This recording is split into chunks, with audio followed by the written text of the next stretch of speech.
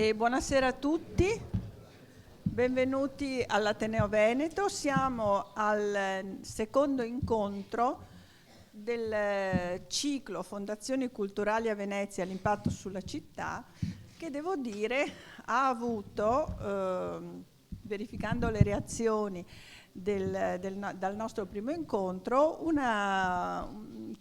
riconoscimento in città e un'attenzione che noi speravamo avesse, ma che sulla quale non eravamo così sicuri. E voi sapete che questo ciclo si pone all'interno di quello più grande del nostro Ateneo, che si chiama Ateneo per la città, e che vuole guardare ai problemi e alle questioni dell'attualità di Venezia.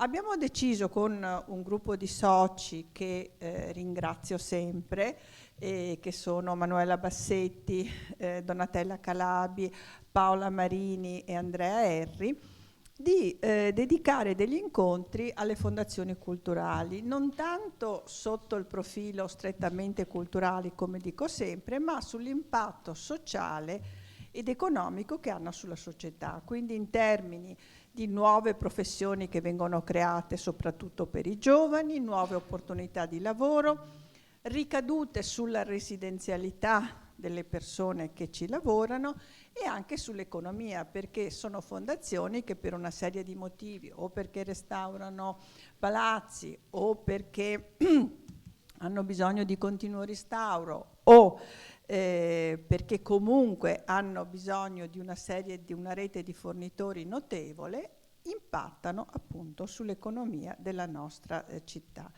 E le verifichiamo anche in termini di sostenibilità, cioè della loro presenza e durata nella nostra città, perché appunto delle presenze estemporanee Venezia non ha bisogno. E, come ho detto anche l'altra volta, abbiamo iniziato, grazie a David Rankovic di Ocean Space, di TVA 21, una mappatura delle fondazioni, perché probabilmente la stessa città non ha consapevolezza di quante e quali siano, e se riusciremo ad avere dei finanziamenti, vorremmo fare uno studio scientifico di raccolta e analisi dei dati appunto sull'impatto socio-economico. Abbiamo messo insieme in questi nostri incontri fondazioni grandi, fondazioni piccole, fondazioni che sono da tempo nella nostra città, fondazioni che sono nate da poco. Questa sera avremo Ocean Space TVA 21, la Fondazione Cini, il Teatro Stabile del Veneto e Venice Garden Foundation. Un ringraziamento particolarissimo a Giovanna Melandri, che ci ha fatto veramente l'onore di essere qui presente, che conosce benissimo questi argomenti e che sarà la nostra chairwoman. Vedo con piacere che c'è un tavolo praticamente di tutte donne, tranne David Rankovic, e anche questo ci rende particolarmente felici. Grazie e buon incontro.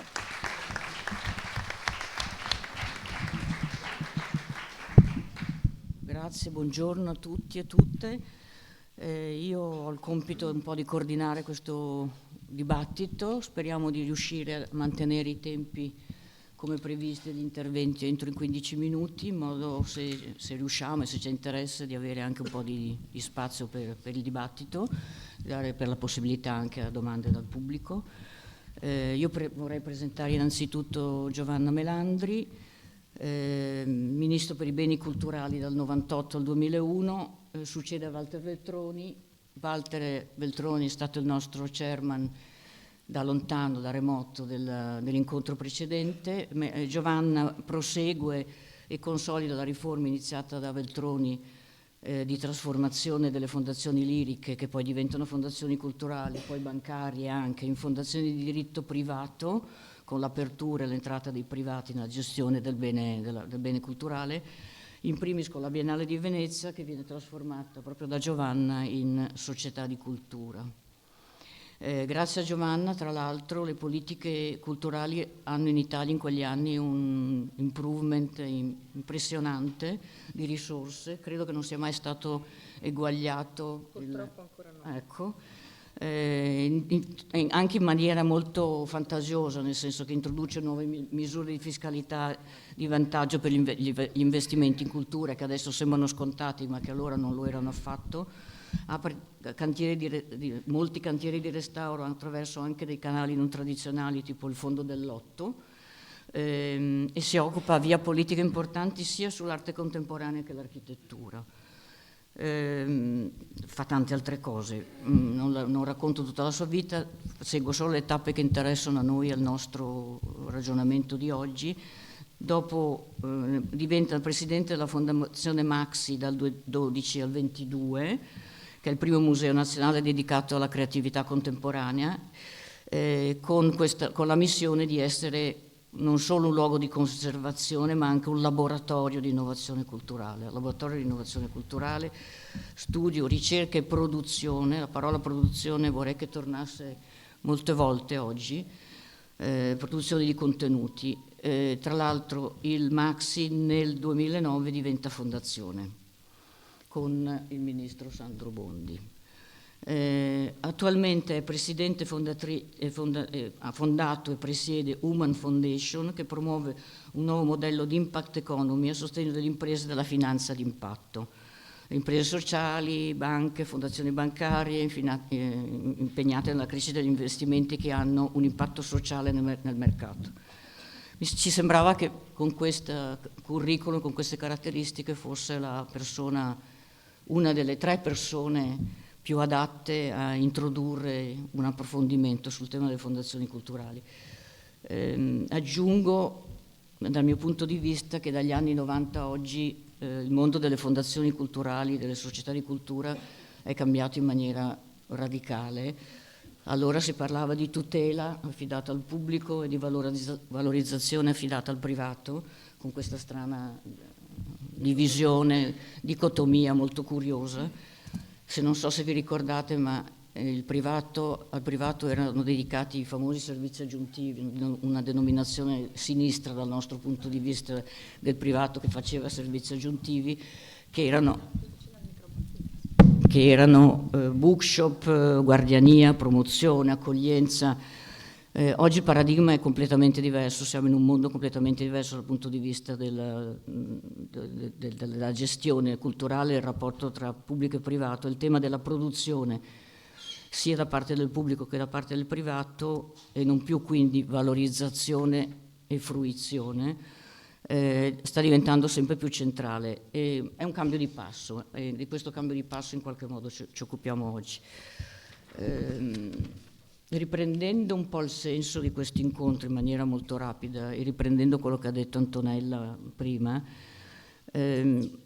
Venezia è diventata in questi ultimi anni una delle capitali mondiali dell'arte contemporanea. La Biennale è stata l'apripista in questa direzione, ma l'arrivo di fondazioni come Pinault, Prada, Berggruen, tanto per citare i giganti, ma ci sono tante altre, 55 abbiamo scoperto, ma forse sono anche di più, senza collaborare gallerie d'arte, associazioni, istituzioni di ricerca, imprese culturali. Allora, la domanda che ci interessa e che credo che sia un cantiere interessante per Venezia è: Venezia sta costruendo un'economia legata all'arte? Esiste cioè una dimensione produttiva forte e specifica legata al mondo della cultura e nello specifico delle fondazioni culturali? E entrando più nel merito, quali nuove professioni emergono e di conseguenza quali competenze saranno indispensabili per questo che noi ipotizziamo esistere economia della cultura? Quali opportunità di lavoro? Penso a figure legate al mondo della comunicazione online, alla produzione di contenuti digitali, alla creazione di piattaforme integrate, al mondo della grafica, della produzione di video, ad aziende specializzate in allestimenti sostenibili, a tecnici del suono, al mondo dell'artigianato, a designer, architetti che sono capaci di montare una mostra in 15 giorni qui a Venezia, eccetera, eccetera. Ci metto in questo mondo variegato anche di tante professioni che ci sono e che sono necessarie, ci metto anche Marsilio, quindi ci metto anche quello che stiamo facendo anche noi come casa editrice. E questo è un primo tema, le professioni. Il secondo tema, quali ricadute sulla residenza potranno pervenire da questo settore? Cioè potranno le fondazioni creare un desiderio, un bisogno di residenza, e questo fatto potrebbe essere in grado di contrastare in qualche modo lo spopolamento? Questa è la seconda domanda, difficilissima ma interessante.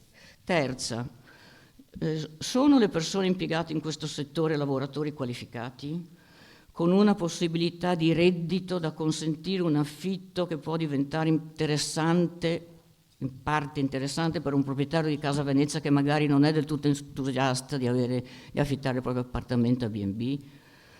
Cioè noi sappiamo che il turismo produce un mercato del lavoro poverissimo, con un reddito medio, gli ultimi studi dicono, le ultime analisi dicono che il reddito medio del lavoratore del turismo sono 13.000 euro.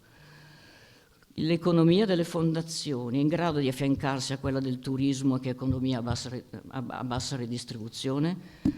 Ecco, quindi lo scopo di questi incontri, Antonella, la Presidente, ha detto che ce ne sarà, sì, abbiamo annunciato che ci sarà un terzo il 25 marzo con Paolo Baratta, chissà, magari se c'è interesse possiamo anche continuare in questa riflessione. È proprio quello di mettere in moto un percorso per arrivare a una valutazione più precisa di costi e ricavi in termini culturali, sociali ed economici, per poter pensare ovviamente non a una sostituzione dell'economia turistica con l'economia della cultura, perché non credo che sarà mai possibile, però a una riduzione del peso dell'economia povera legata al turismo a favore di un'economia più ricca legata alle produzioni culturali. Questo è un tema a nostro parere molto interessante, perché significherebbe poter affrontare un pochino più serenamente e criticamente il tema molto sensibile, molto delicato politicamente, ma essenziale, che è quello della riduzione di carico dei visitatori a Venezia. Giovanna, a te la parola. Merci.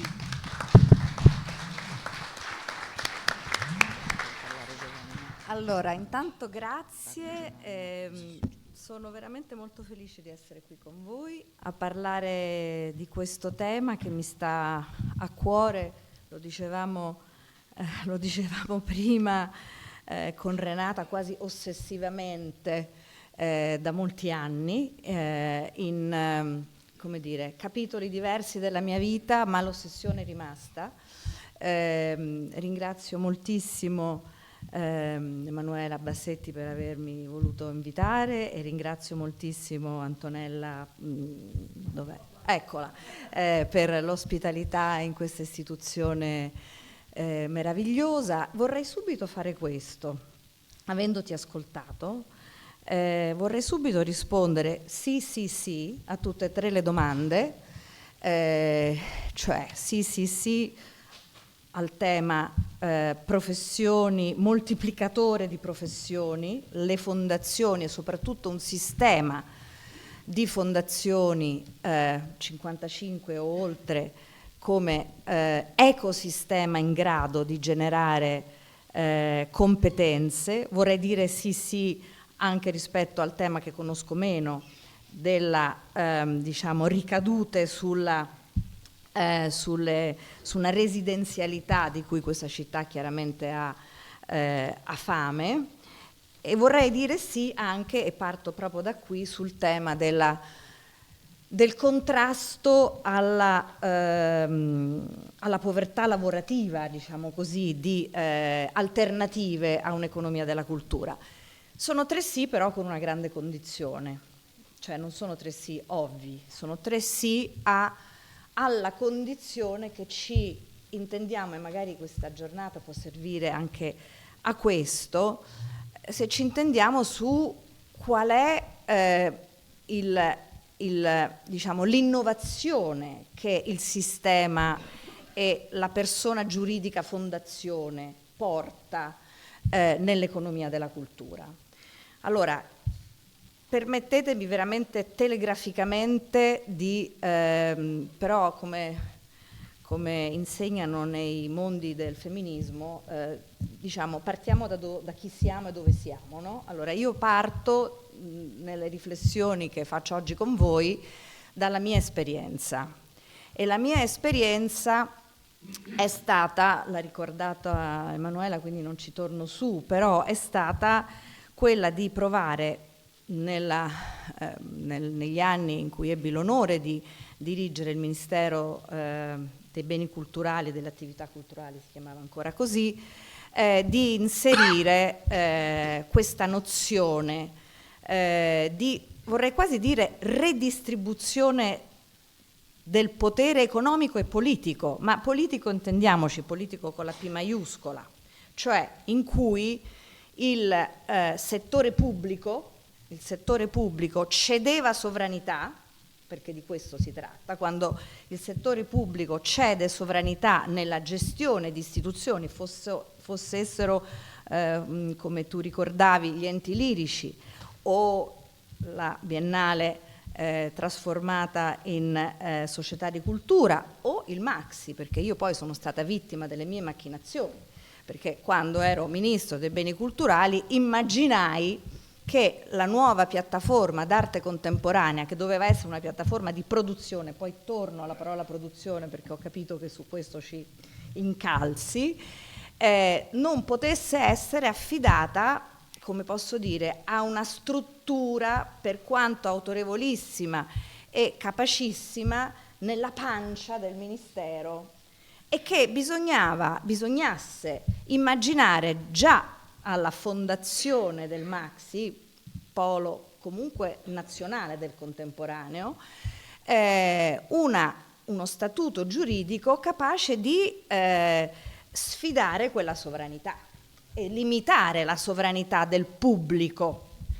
E quindi immaginammo per alcune istituzioni, in particolare il Maxi, la Biennale già era stata avviata da Walter Veltroni e poi io ho concluso il processo, poi è arrivato il Museo Egizio di Torino, cioè pezzi dello Stato affidati a una struttura, a una governance di natura privatistica. Io voglio anche ricordare, non per come dire, chiedervi di aiutarmi ancora a sanare quelle ferite, però voglio ricordare che fu una battaglia terribile. Chi era, diciamo così, impegnato con ruoli di dirigenza interno al Ministero se lo ricorda molto bene. Cioè io avevo un giorno sì e un giorno no, poi ci ho anche fatto pace con Salvatore Settis, ma un giorno sì e un giorno no c'era il fondo di Salvatore Settis che diceva ecco state svendendo il Colosseo, perché in realtà immaginavamo questa forma di, tu hai usato la parola redistribuzione in relazione al lavoro povero e alla capacità che le fondazioni possono invertire i processi di impoverimento nel mercato del lavoro della cultura. Io penso che il modello fondazione sia un modello che redistribuisce economia e potere culturale. Perché, guardate, sgombriamo il campo anche da un altro grande equivoco quando si parla, e questo non è la nozione che vi sto proponendo quando parlo di istituzioni che diventano degli spazi politici. Non lo intendo in nessun modo nel senso un po' stucchevole della rincorsa alla egemonia culturale. Non è questo che mi interessa, lo intendo nel senso di un'innovazione istituzionale, in cui pubblico e privato convergono nell'interesse funzionale di un ecosistema culturale e redistribuiscono, diciamo, tra di loro funzioni e capacità di governance. Io penso che sia molto sano per il pubblico e devo dirvi che continuo a pensare a distanza di 26 anni, perché tanti sono passati da quella conversazione che mi hai ricordato poc'anzi Vabbè, magari la ricordi tu, non la ricordo io. Mi stupisce che governi successivi di colori diversi, quindi come vedete è una, diciamo, la conservazione ha attraversato diciamo, istanze culturali diverse, non hanno esteso il modello della fondazione a molti più musei e istituzioni e ambiti, perché io penso, e questo invece lo dico anche ancora una volta da dove sono, e cioè da dove sono dopo i 10 anni di esperienza al Maxi, perché poi alla fine nella vita mi sono trovata appunto vittima della mia macchinazione. Avevo immaginato di affidare il Maxi a una fondazione di diritto privato proprio per ridurre la sovranità del pubblico e per sperimentare un'innovazione anche nell'associazione di forze private, cosa che abbiamo fatto nel Maxi, che sono entrate addirittura nel consiglio d'amministrazione, e dopo quei 10 anni oggi con serenità posso dire che il modello funziona, cioè posso dire che il modello ha delle caratteristiche non semplici, cioè dire che funziona non significa dire che sia semplice, ma ha delle caratteristiche di innovazione, di dinamicità, di libertà che non troviamo né nel tutto privato né nel tutto pubblico. Ecco, questa è la prima risposta che io vorrei, cioè la prima riflessione che vorrei proporvi. Quindi questa modalità di partecipazione mista, poi con diciamo pesi diversi per ogni storia, per ogni fondazione, non c'è una regola, però credo che sia, e qui cito la definizione che mi sono segnata dell'ICOM, che in una riflessione molto complessa che è durata tanto tempo e che ha, diciamo,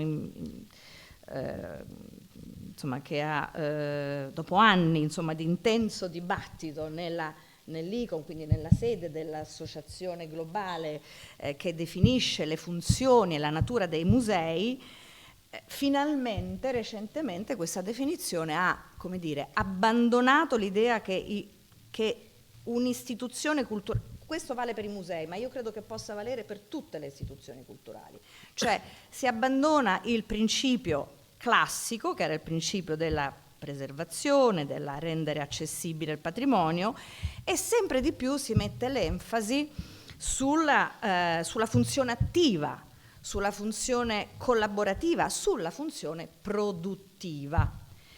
E questa funzione produttiva mi porta a fare qualche riflessione traendo invece spunti dall'ultima esperienza della mia vita, e cioè da questo mondo che anche Emanuela Bassetti ha voluto ricordare, ti ringrazio per questo, del modello della impact economy, cioè degli strumenti che oggi dalla finanza al non profit, perché sono strumenti che attraversano tutte le organizzazioni, sia le organizzazioni profit for profit che le organizzazioni non profit, ma che si pongono il problema di misurare l'impatto che generano sul territorio, sull'ambiente e sulla società. Allora io penso che le fondazioni di natura culturale hanno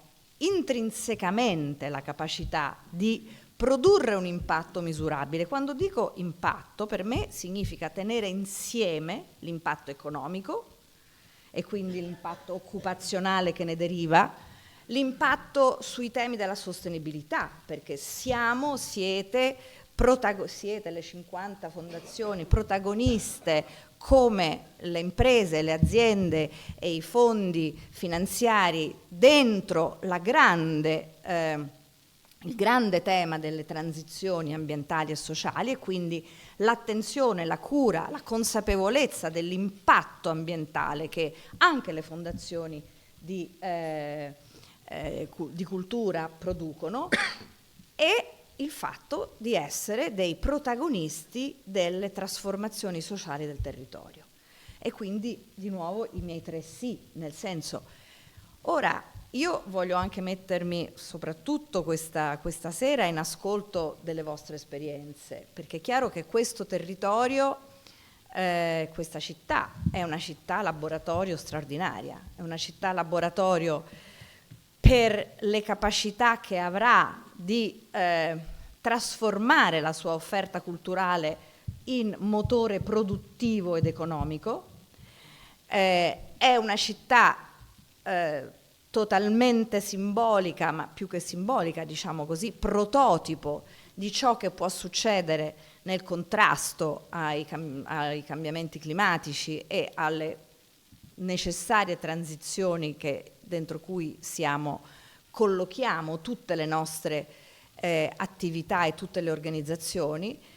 E soprattutto io penso che una rete, adesso non so se sono 50 o quanti, ma una rete di fondazioni che hanno internalizzato questa logica della redistribuzione di potere sociale, culturale e anche finanziario in una città come Venezia è qualcosa di estremamente prezioso. Mi chiedo, e qui sono io che faccio una domanda a voi che state organizzando questo ciclo di incontri, mi chiedo quanto questa realtà plurale sia messa in rete. Cioè mi chiedo e vi chiedo quanto si stia già immaginando una piattaforma produttiva che misuri, lo diceva Emanuela adesso, misuri l'impatto sociale, l'impatto ambientale, l'impatto economico di questo ecosistema e che possa anche, creare economia di scala, creare standard condivisi sulla contrasto alla povertà lavorativa, per esempio, che possa creare standard condivisi sull'impatto ambientale e sociale. Insomma, è un grande terreno di innovazione.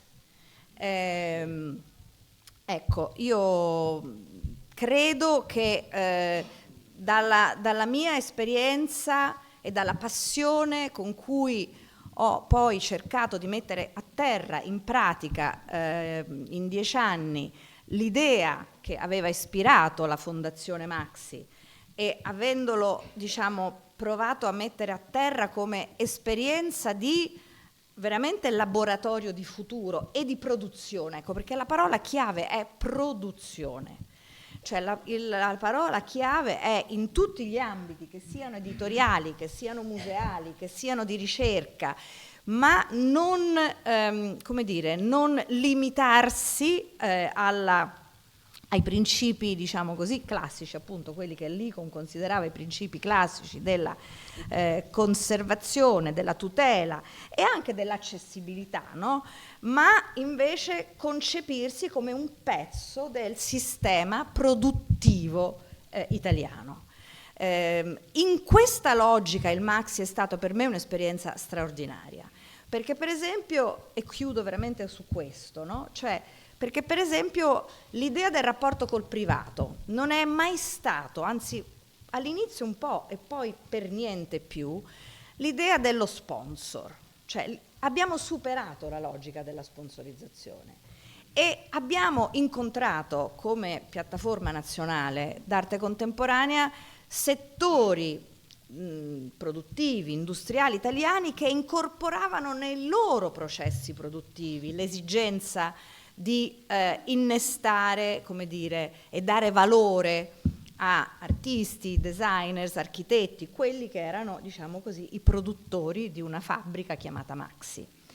E questo è un rovesciamento proprio del paradigma. Naturalmente devo anche dire che perché questo rovesciamento funzioni fino in fondo ci vuole anche un attore pubblico che comprenda questo, un attore pubblico che sappia sostenere modelli di governance pubblico integrati, pubblico-privati, senza voler in nessun modo incidere sulle scelte curatoriali, lo dico proprio apertamente, perché questo significa quella cessione di sovranità che era la base ossessiva dell'allora ministro Melandri e che trovava, diciamo così, il contrasto in settori impensabili, perché era una parte era la reazione dell'amministrazione dei beni culturali, che non voleva cedere sovranità, e dall'altra c'era anche l'idea che, come posso dire, il privato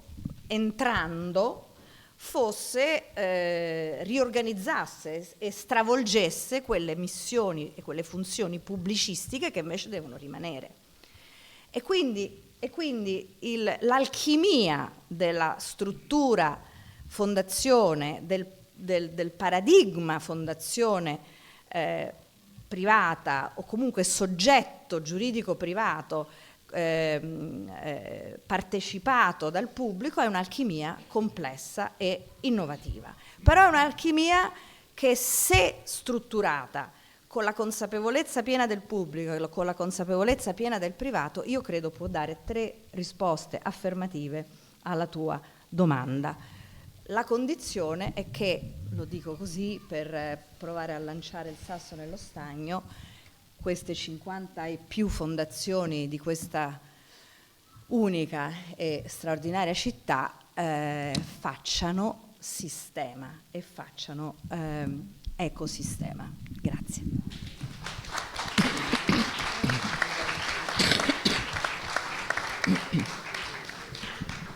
Grazie Giovanna. Anch'io credo che il tema della rete che sta venendo fuori da questi primi approcci sia fondamentale. Noi dobbiamo riuscire in tutte le città, ma in modo particolare a Venezia, a mettere a sistema le esperienze positive che ci sono. Mettere a sistema vuol dire imparare a lavorare assieme, e la prima cosa per lavorare assieme è condividere la conoscenza della realtà con cui ci si confronta. Io adesso darei la parola a David Rankovic, che per impegni suoi deve lasciarci, e quindi lo facciamo, unico uomo, siamo gentildonne, lo facciamo parlare per primo. David è il Managing Director di Ocean Space. Ocean Space è una fondazione privata, apre al pubblico nel 2019 nella chiesa di San Lorenzo, è fondata e guidata da TBA 21, che è una fondazione a sua volta privata con sede a Madrid, che ha il compito di promuovere mostre, ricerche e programmi per costruire una relazione più profonda e più strutturata tra i mari, l'oceano e in generale con l'ambiente attraverso le arti. E quindi accoglie opere assai specifiche legate all'oceano, residenze per artisti, scienziati, promuove progetti di ricerca, percorsi educativi, public programs, sempre sulla relazione tra scienza, arte e conservazione marina.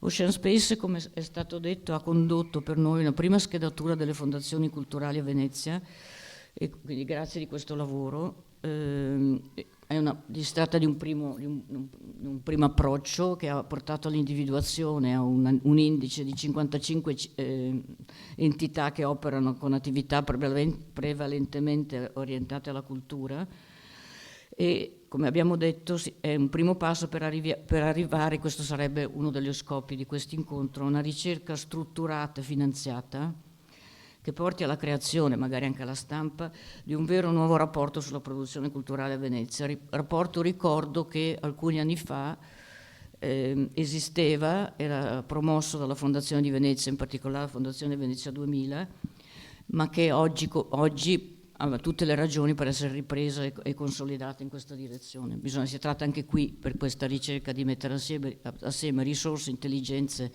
e punti di vista, ma penso che primi segnali che abbiamo colto in questo mese di apertura del dibattito, diciamo, sulle fondazioni culturali sono positive. David, a te. Grazie, buongiorno. Allora, prima volevo dire che sono molto molto contento di questo sforzo che sta facendo l'Ateneo, e parlando con la Presidente abbiamo dato una mano a raccogliere queste informazioni perché allora io mi sono spostato a Venezia per gestire questa cosa, dunque in qualche modo il primo impatto sulla residenzialità della fondazione è stato il mio trasloco, ma secondo me una cosa che è molto ovvia ma di cui non si parla abbastanza è che il capitale principale di Venezia ovviamente è la cultura e l'arte, l'architettura e la storia, ma anche il futuro di Venezia è soprattutto quello e non i think tank che lavorano sulla tecnologia o le altre cose che tante delle altre iniziative che vedo in giro. E secondo me può essere non solo un luogo di consumo della cultura, ma anche un luogo di produzione, di formazione e di invenzione di nuovi modelli in quale si può produrre la cultura. Dunque, secondo me questa è una cosa molto importante e anche per i giovani una cosa che serve a farli rimanere dopo gli studi a Venezia. Allora, parlo di Ocean Space, ho già detto quasi tutto. No, ma dunque Ocean Space è il luogo fisico di una fondazione che si chiama TBA 21, Thyssen-Bornemisza Art Contemporary, fondata 20 anni fa a Vienna, dopo traslocata a Madrid, che si distingue soprattutto per dare tanto tempo e diciamo budget abbastanza importanti a artisti individuali per condurre un lavoro senza grandi limitazioni. Dunque tante volte erano i primi a lavorare per esempio con la Fuelia, sono tanti artisti di quella generazione lì, dandogli l'opportunità di sviluppare qualcosa che non esisterebbe. Ha una collezione abbastanza importante, ma la fondatrice non può mettere niente sui muri suoi perché sono tutte le opere, grandi installazioni, cose di questo tipo. Dopo 10 anni dopo la fondazione della TBA 21 hanno creato un braccio che si chiama TBA 21 Academy, che è il braccio di ricerca che guarda gli oceani. E una cosa molto importante da dire, noi come fondazione non crediamo nell'arte come utile di comunicazione di contenuti scientifici, perché meglio scrivere un articolo, un libro per spiegare dei contenuti così complessi, ma crediamo molto che gli artisti, guardando i fenomeni naturali, parlando con scientifici, parlando con scrittori, possono sviluppare delle opere che sì danno una grande gioia al pubblico, e questo è anche una cosa molto importante da non dimenticare, ma possono anche sensibilizzare un pubblico a dei temi molto importanti oggi. E dunque mi piace che lei ha detto, infatti ho guardato su internet di nuovo la definizione dell'ICOM, perché il ruolo del museo ha cambiato tanto secondo me, e Ocean Space aggiunge forse come istituzione culturale una cosa oltre alla definizione dell'ICOM, che è proprio, diciamo, l'attivismo in qualche modo, no? Dunque l'ICOM dice sì, preservare la cultura, farla vedere al pubblico, educare, ma dopo dice anche quello, adesso lo dico in inglese, dopo forse mi dovete dare una mano a tradurlo, to foster diversity and sustainability, dunque la diversità e la sostenibilità, with the participation of communities, con la partecipazione delle comunità locali, and knowledge sharing, e la distribuzione, la condivisione della conoscenza, o forse delle conoscenze, perché da tanto tempo qui abbiamo una conoscenza, una vista del mondo molto basata sulla nostra tradizione. Ocean Space sta proprio cercando di portare anche delle visioni meno conosciute, delle conoscenze meno conosciute da altre parti dell'oceano. Dunque, un'altra cosa che volevo dire, che non è la nostra missione, ma è dalla missione del Museum of Natural History a Londra, che dice our vision is of a future where both people and planet thrive, no? Dunque un futuro dove sia le persone che anche il pianeta si sviluppi in qualche modo, e di educare avvocati per il pianeta. Dunque Ocean Space in qualche modo sta cercando di di creare degli avvocati, una nuova generazione per in qualche modo anche proteggere il pianeta e in suo modo piccolo riesce in qualche caso individuale, ma secondo me le fondazioni in questi tempi abbastanza difficili devono anche prendere delle posizioni e aiutare non sia la democrazia che il pianeta in qualche modo a sostenersi. Allora adesso forse basta con una cosa più filosofica e vi parlerò del programma e cercherò di integrare un po' i punti sull'impatto che secondo noi ha avuto. Allora, quello lo faccio vedere dopo. Secondo me il primo impatto che abbiamo avuto sulla città è la restituzione della chiesa di San Lorenzo, che è stata chiusa quasi 80 anni al pubblico. Ci sono stati qualche piccoli interventi come qui il Padiglione Messico, qualche concerti durante la famosa cosa di Luigi Nono nell'84, ma in generale era chiusa. Dunque TBA ha preso in concessione la chiesa di San Lorenzo del Comune di Venezia in scambio del restauro della chiesa. Dunque si vede come era prima e come è messo adesso. La cosa più visibile che facciamo nel nostro programma di mostre e secondo me, adesso vi faccio vedere qualche delle mostre, ma la cosa importante da sapere per questo discorso che stiamo facendo qui, che sono sempre, è sempre la prima volta, sono nuove commissioni sviluppati con artisti su tanti anni, prodotti per Venezia e tante volte a Venezia, e a noi fa anche molto piacere quando le cose che produciamo qui vengono dopo viste in altri musei in una seconda volta. Dunque questo è Joan Jonas, questa opera che vedete qui è stata al MoMA 6 mesi fa nella grande retrospettiva di Joan Jonas, e Joan Jonas si è occupata proprio della psicologia dei pesci, della loro emozione, e ha fatto dei film e delle installazioni su questo tema. Qui è una performance che ha fatta lei qui, che dopo è andata alla Tate Turbine Hall a Londra. Il secondo progetto che abbiamo fatto per la Biennale d'Architettura nel 21 era Territorial Agencies. Questo è proprio un progetto di ricerca dove Territorial Agency ha preso tutte le date pubblicamente accessibili su internet sugli oceani e li ha messi in 7 o 5 trajectories.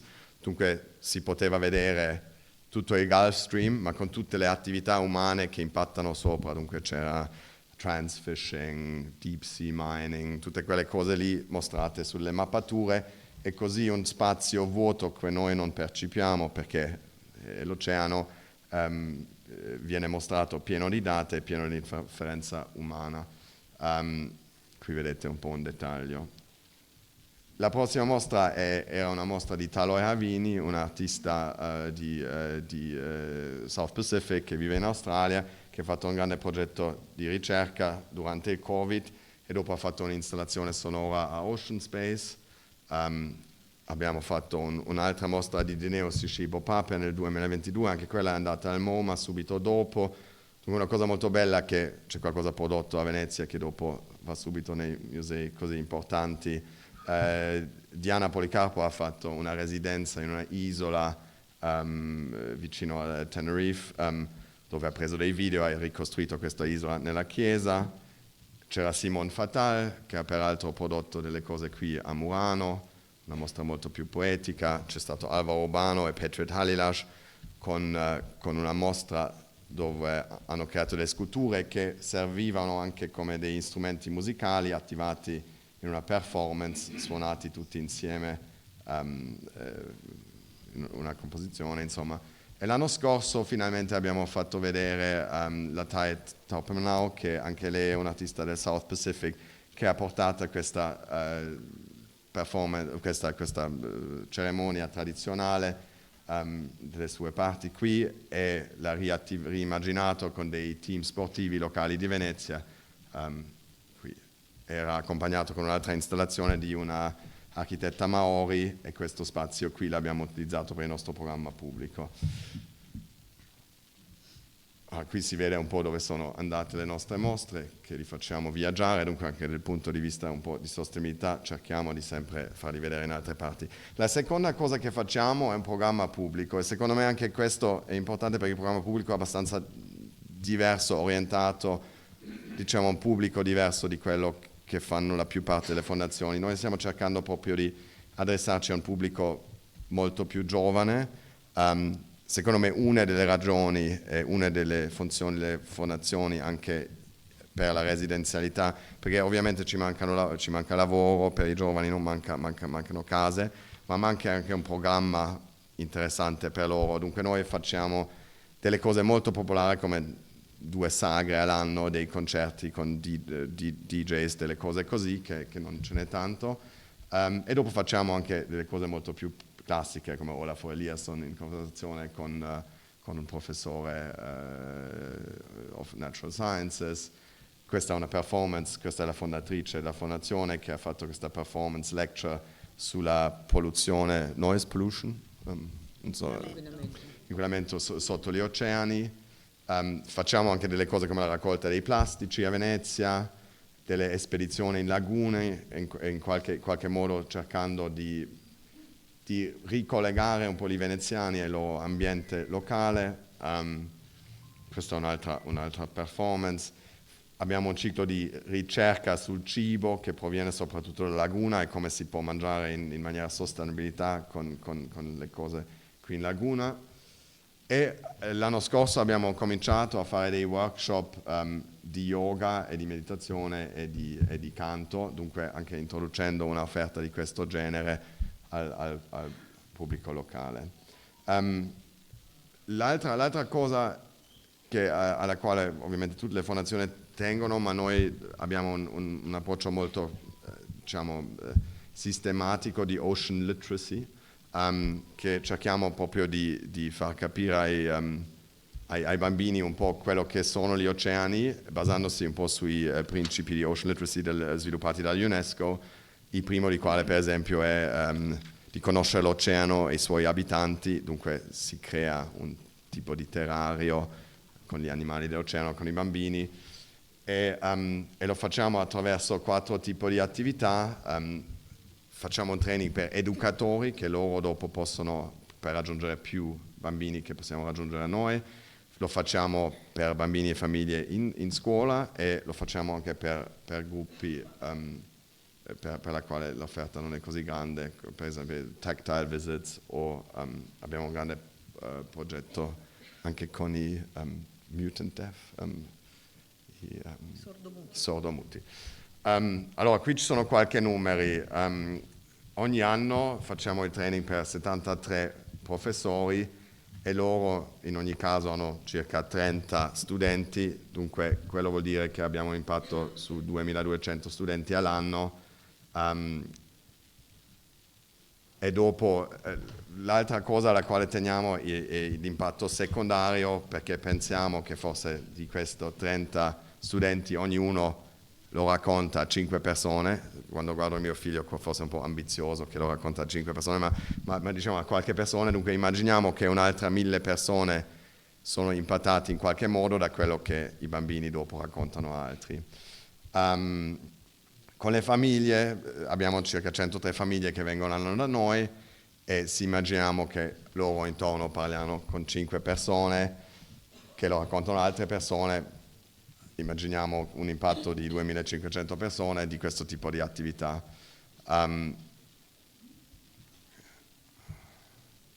Questo è un esempio di un workshop.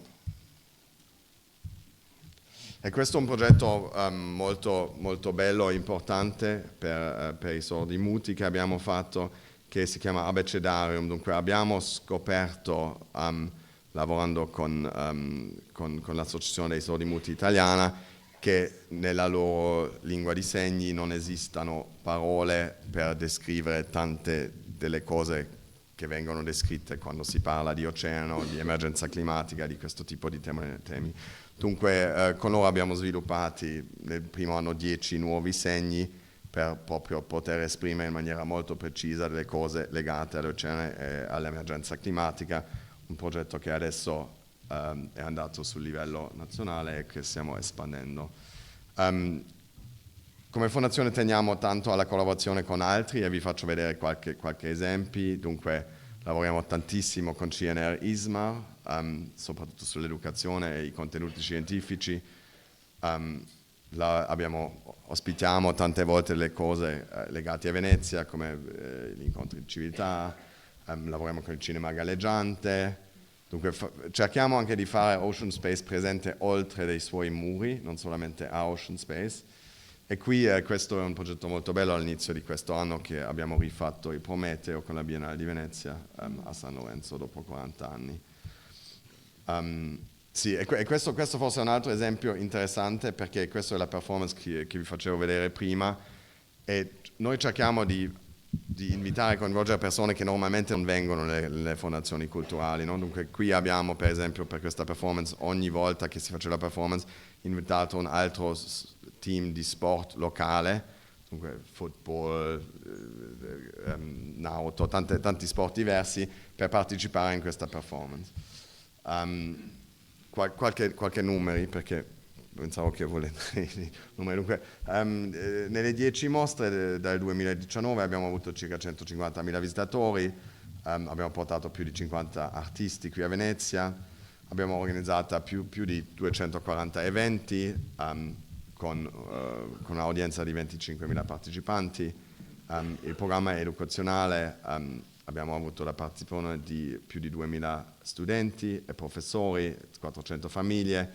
E dopo la cosa forse sulla quale volevo parlare un attimo è la creazione del lavoro. Allora questo numero, 70 persone, sono tutte le persone che a un momento o un altro hanno lavorato a Ocean Space, non è che abbiamo 70 persone a un momento, siamo circa 8 persone nell'ufficio, più un'altra decina che lavora nello spazio, intorno allo spazio, quando è aperto sempre da marzo fino a novembre, dunque scollegato alla Biennale, e siamo chiusi nell'inverno perché non abbiamo riscaldamento e per ragioni ovvie non vogliamo mettere riscaldamento in una chiesa di questo tipo. Sì, stiamo parlando di sostenibilità.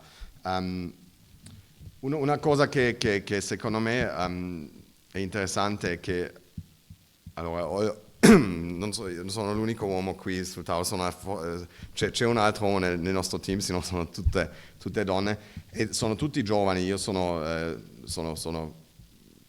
con un'altra persona più anziano da lavorare a Ocean Space, dunque ci sono tante persone che direttamente dopo aver fatto i suoi studi vengono da noi, lavorano da noi e sono formati come professionisti culturali, e questo secondo me è molto importante, perché a Venezia ci sono tanti corsi su cultural management, storia dell'arte, ma non c'è tanto lavoro, dunque la gente è forzata a partire. Dunque teniamo molto a impegnare queste persone appena usciti dall'università, e intanto per me è sempre un grande complimento, infatti quando la gente parte per un lavoro in una istituzione molto conosciuta, perché li abbiamo formati in qualche modo, e se qualcun altro le vuole impegnare, mi sembra sempre un complimento. Sul punto di vista della sostenibilità, allora l'anno scorso abbiamo fatto fare uno studio sulla sostenibilità delle mostre, e l'anno scorso abbiamo più di 90% di tutto quello che è stato utilizzato nelle mostre pianificato per riutilizzo. Dopo non si riesce sempre a farlo, ma la più parte dei materiali sono stati riutilizzati. Siamo molto allora il nostro impatto principale, perché non abbiamo riscaldamento e aria condizionata, dunque l'energia è poca, e sono i materiali nella produzione. Il secondo sono i viaggi, dunque facciamo molto attenzione a ridurre al massimo il viaggio, prendere il treno quando possibile, eccetera.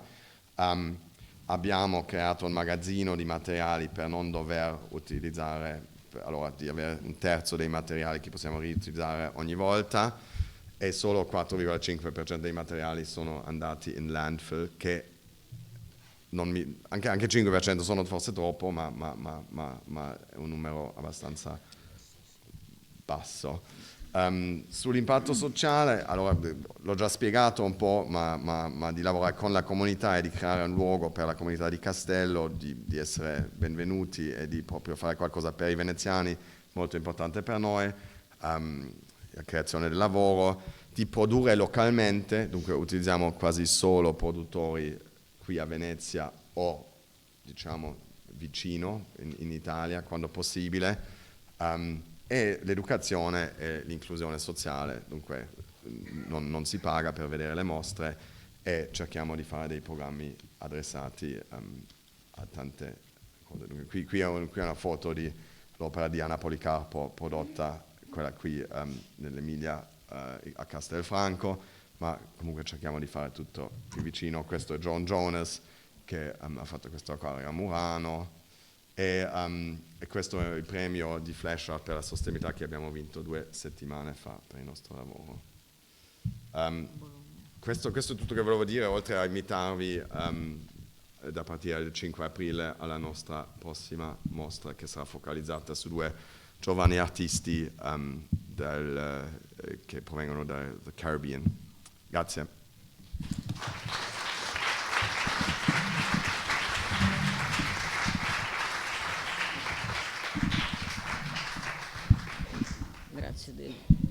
Grazie David, grazie mille. Incominciano a venire fuori un po' di numeri, un po' di quantificazione di che cosa succede sul territorio, qual è l'effetto sul territorio di queste fondazioni culturali.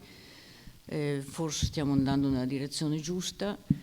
Adesso do la parola a Renata Codello, cioè alla Fondazione Giorgio Cini, che è una fondazione privata che agisce sul suolo pubblico con una concessione demaniale, detto in maniera molto semplice, poi Renata lo spiegherà molto meglio di me. Fondata, come sappiamo, nel 1951 per volontà di Vittorio Cini, per ricordare il figlio Giorgio morto in un incidente aereo. Credo che sia il primo esempio in Italia di un'istituzione privata che persegue finalità pubbliche.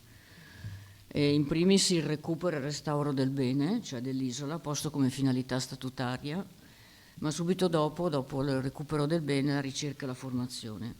Ancora oggi la Fondazione Cini è un centro studi di eccellenza, un luogo di incontro sul contemporaneo, un'isola della cultura, raccoglie istituti, archivi, biblioteche, fototeca, digital library, collezione d'arte, residenze, spazi espositivi, tra cui le stanze del vetro e le stanze della fotografia, il teatro verde all'aperto, un auditorium per la musica, pubblicazione di riviste e volumi, e poi incontri, workshop, meeting, convegni, seminari, concerti, spettacoli. Un'isola della conoscenza all'interno della città della conoscenza che è Venezia. Dal 2020 segretario della Fondazione Cini è Renata Codello. Ti diamo 15 minuti, è un po' complicato riassumere in 15 minuti la potenza della Fondazione Cini, però cerca di darti da fare per cercare di darci una lettura. Assolutamente, grazie. Intanto grazie alla Presidente dell'Ateneo, grazie a Giovanna Melandri e a Manuela, ma insomma tutti gli staff che sono tutti quanti con voi, perché ricordavo una entusiasta e quasi delirante discussione avuta con Giovanna Melandri, da poco ministro, che veniva sempre a Venezia, veniva nei cantieri e aveva una curiosità insaziabile sul contesto su cui si radicavano le attività che facevamo, e il ragionamento sulle fondazioni, devo dire, nacque allora, è rimasto un punto di riferimento a molte di queste che poi sono nate. Ho lavorato con così una convinzione irragionevole per molti aspetti, ma devo dire che resta un modello di cui sono anch'io fermamente convinta. La Fondazione Cini è un pubblico privato, quindi l'isola è un'isola di 10 ettari. Faccio scorrere qui le immagini per non annoiarvi più che tanto, ma insomma molti di voi conoscono quello che la Fondazione Cini fa. Mi interessava in particolare segnalare alcuni tra i progetti. Intanto la fondazione è già una cooperazione di altre fondazioni, le stanze della fotografia, Pentagram, che sta alla Fondazione Cini ormai da 14 anni, ma anche di più, e altre, Factum Foundation di Madrid, e sono molte le fondazioni con cui lavoriamo anche all'estero, ma insieme ad altre fondazioni molto importanti a Venezia, la Guggenheim, Palazzo Grassi e le Gallerie dell'Accademia, abbiamo costituito ormai da anni il Dorsoduro Museum Mile. Devo dire che siamo sintonizzati in un modo incredibile. Quindi è importante, assolutamente importante, che si lavori insieme alle domande che sono state poste, e la selezione di immagini è dedicata a provare a rispondere a queste domande.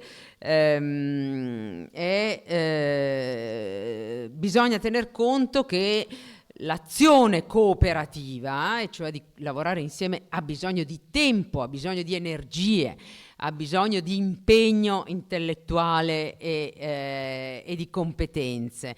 Quindi occorre mettere in conto il tempo per la produzione culturale. Ormai è assodato, maestro per tutti noi, è il direttore generale della Fondazione del Teatro La Fenice, che ha ben dimostrato come ogni euro investito in cultura duplichi, triplichi, e come l'ultimo rapporto del Nord-Est di qualche giorno fa, dove si vede che ciò che manca a questa cooperazione è il mondo dell'imprenditoria, perché ciò che attrae realmente i giovani è il mondo della produzione culturale. Dobbiamo avere il coraggio di chiamare le cose con il loro nome e agire in un senso di realpolitik, e chiedere, pretendere, perché c'è una tale ricchezza in questo territorio che prende a piene mani dalla cultura ma restituisce poco, nulla rispetto a quello che prende. Questo è un PNNR, la Fondazione Cine è accessibile ai non vedenti con un progetto particolare che ha avuto un grande successo, ma ora siamo direttamente collegati con l'Associazione Nazionale dei Non Vedenti, degli ipovedenti e anche dei sordi, progetti in partnership. Li faccio scorrere, ma nulla è merito nostro, se non insieme ai nostri partner e ai nostri staff.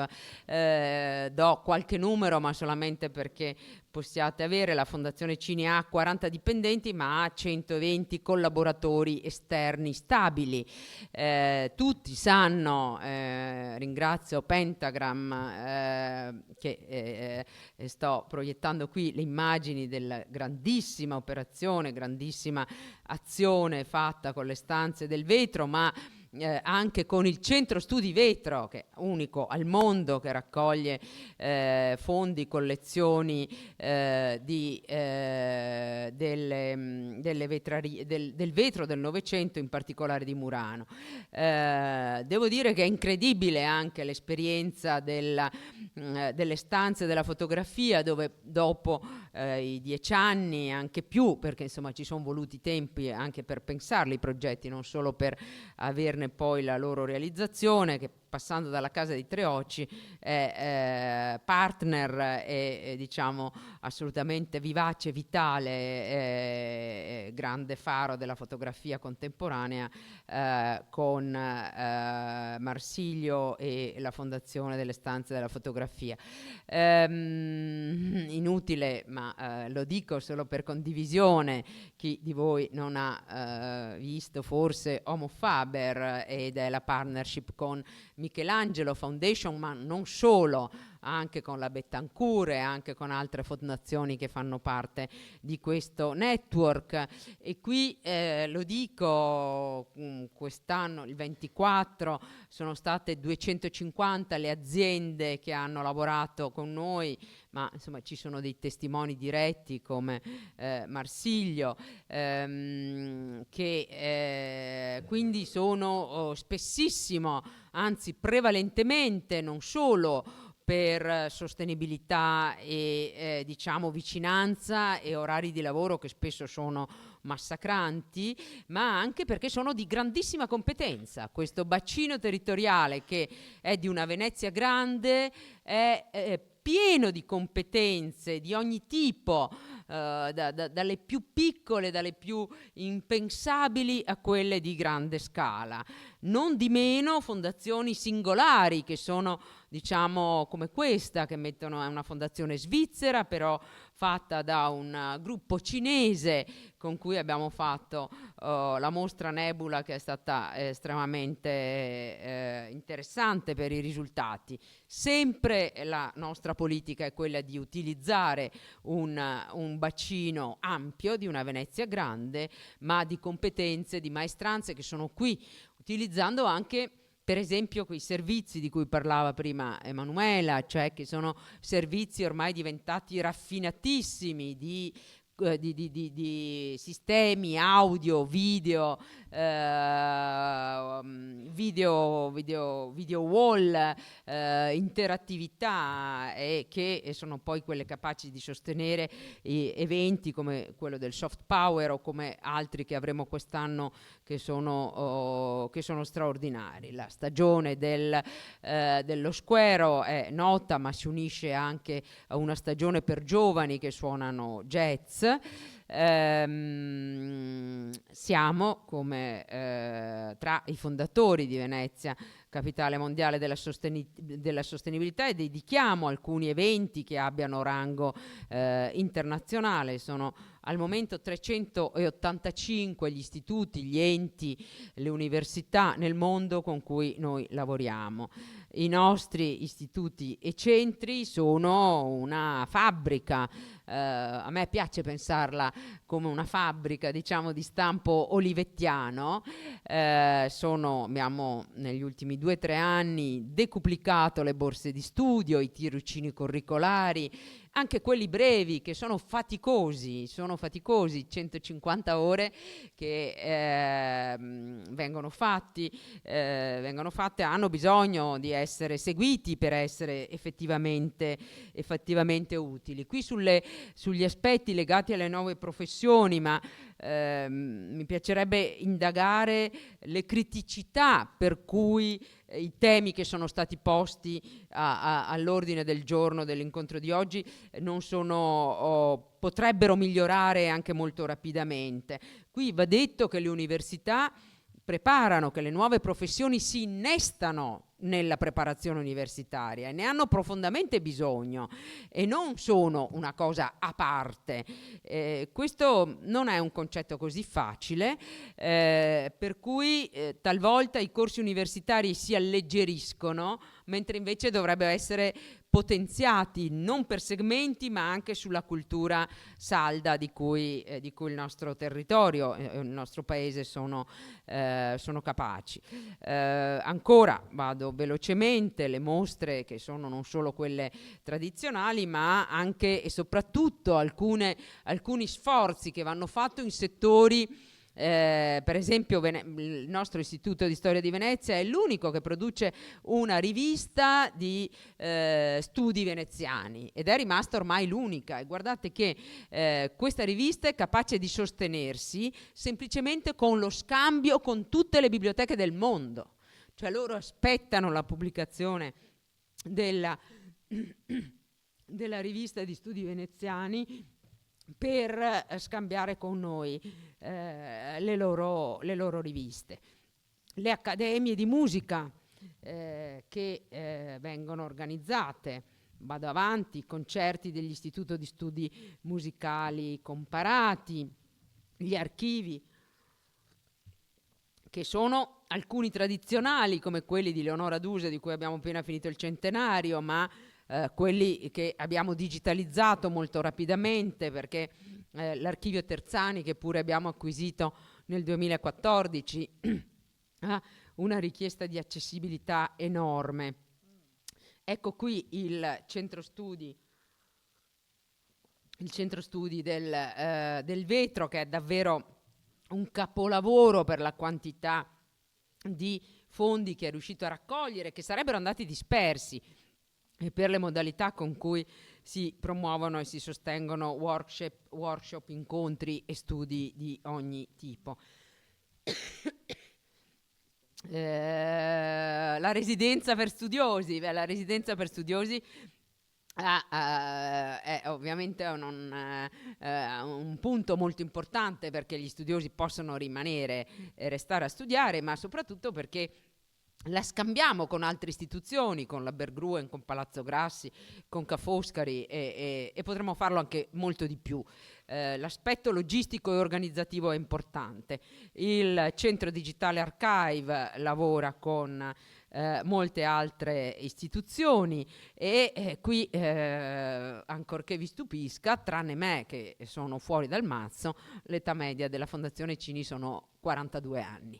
È una cosa molto importante, perché alcuni lavori non si possono fare se non con una salda formazione universitaria, ma anche con l'apprendimento sul campo. Ecco, questo segmento per cui del learning by doing è faticoso, impegnativo, però i nostri borsisti, che poi dopo vanno a lavorare da molte altre parti, ivi comprese le aziende, hanno proprio un periodo di professionalizzazione di quello che conoscono e di sperimentazione dei nuovi modelli di produzione digitale. Questa è La maschera del tempo, un'opera d'arte visuale che ha messo insieme artisti italiani emigrati all'estero e che è andata molto bene. Qui questa è la Lady Emlyn Hall, dove noi abbiamo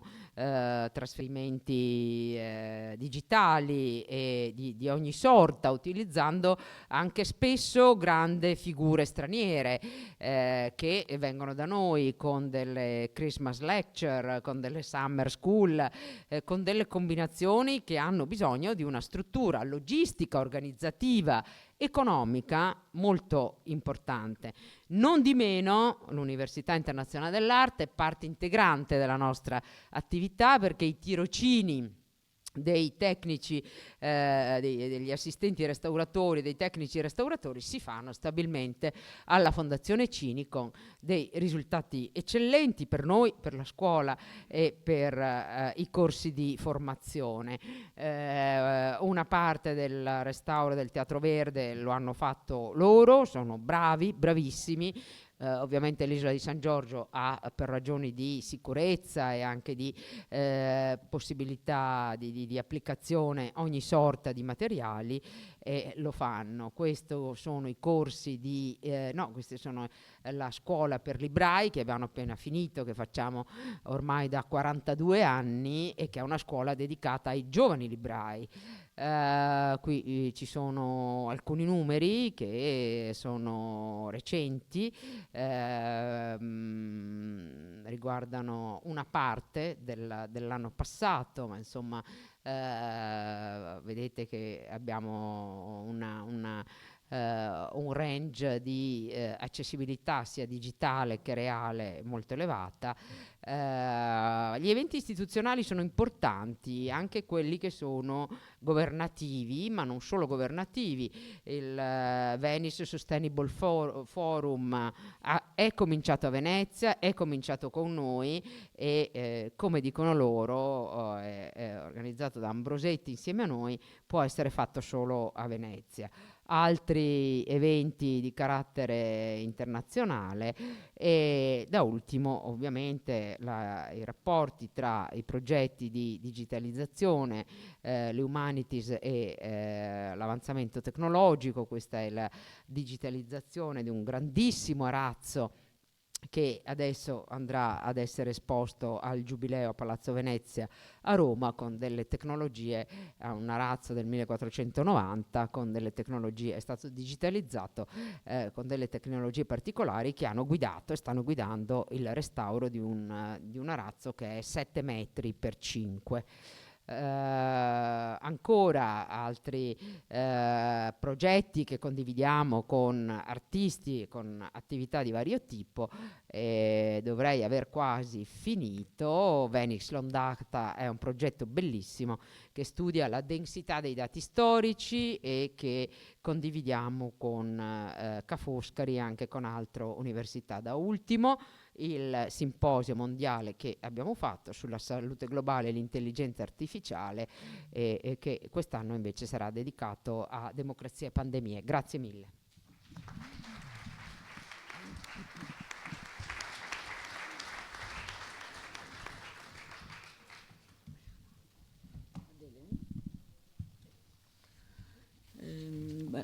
Renata, grazie Renata.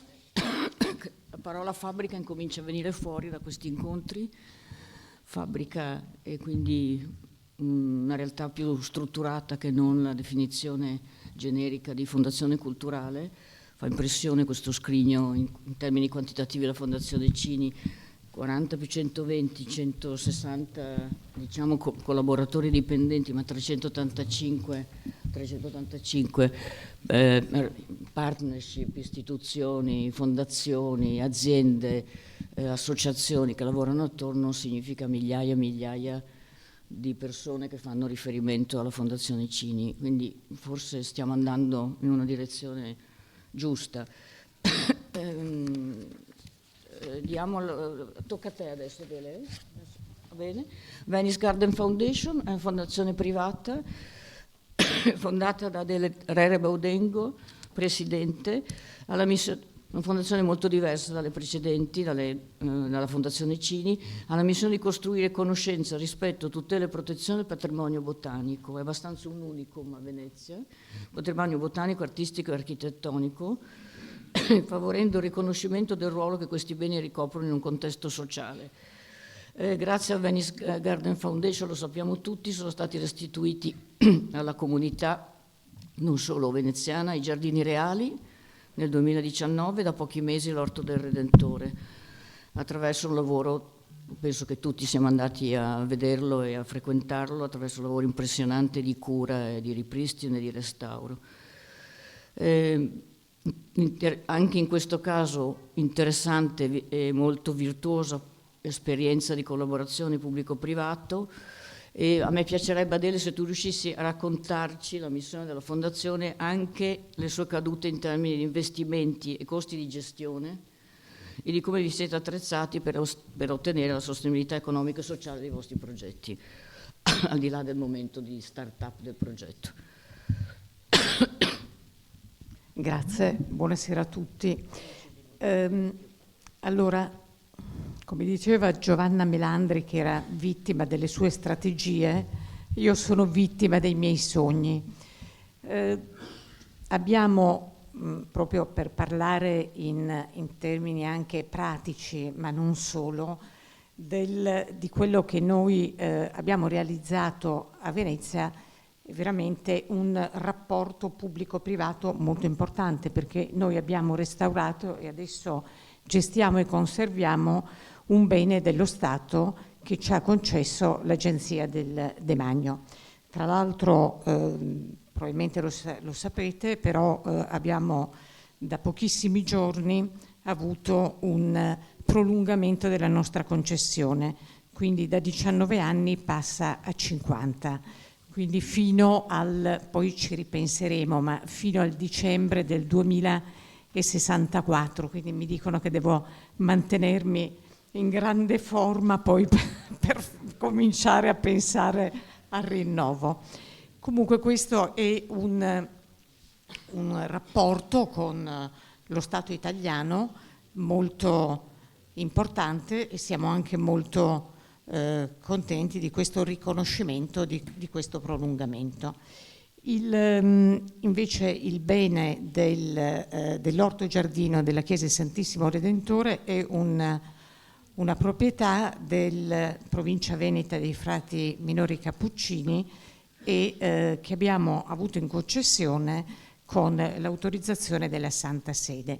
Quindi noi siamo veramente degli strumenti, dei facilitatori in qualche modo, e andiamo a restaurare e poi a gestire. Perché la gestione è molto importante per un giardino? Noi non ho sentito parlare molto di musei, ma ovviamente i giardini hanno delle necessità che sono differenti in quanto esseri viventi rispetto ad un edificio.